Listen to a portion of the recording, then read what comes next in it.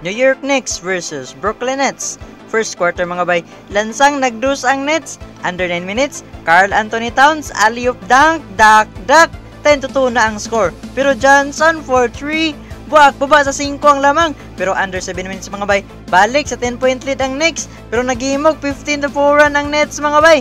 Hantod 3 minutes, tabla na ang score, 17-17. Dikit ra ang ilang score human anay mga minutes mga bay. Hantod na human ang first quarter, 24-26 ang score, lamang ang Nets.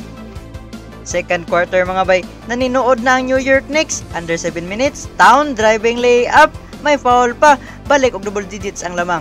Pero naapay kinabuhi ang Nets upadayon mga bay. Under 4 minutes, sharp putback layup, baba sa 5 ang lamang.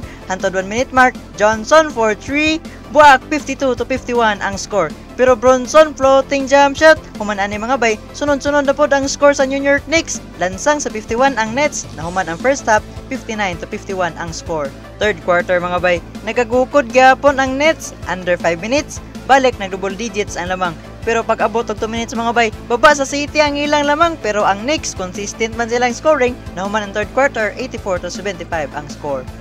Fourth quarter mga bay, lansang sa 85 ang Knicks. Under 8 minutes, 5 na lang ang ilang option nun. Pero Anunoby, dunk. Pero wa pa na human ang Nets mga bay. Under 6 minutes, 2 na lang ang labaw. Johnson for 3, buwak, lamang na ang Nets, 87-88. Pero under 2 minutes mga bay, clutch mode si Jalen Bronson, layup. Pero murag na simipiang man ni siya ni mga bay.